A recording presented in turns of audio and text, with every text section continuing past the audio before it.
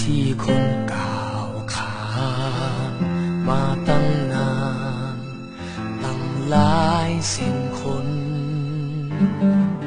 เป็นเรื่องราวที่ผู้คนสนใจความเป็นมาของดินแดนลาวประวัติศาสตร์ที่ลือสาความเก่งกาจความอาจหาญคนลาวทุกคนมาพร้อมใจกันจะห่วงแหนฮักแผ่นดินลาวคอยฮักเมืองลาว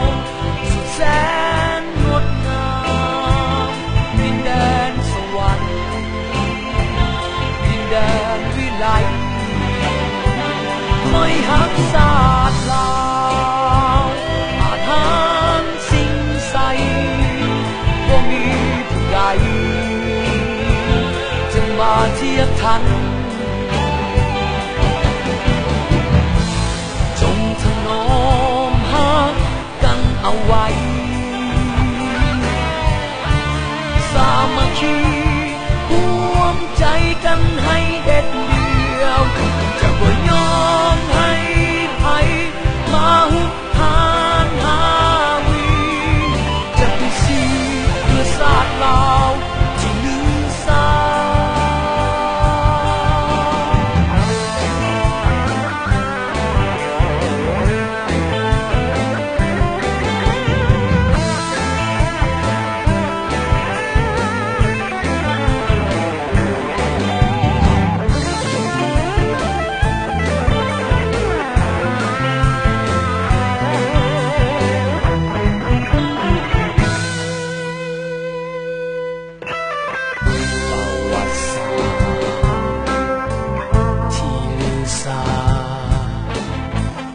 ความเก่งกาจความอาจหา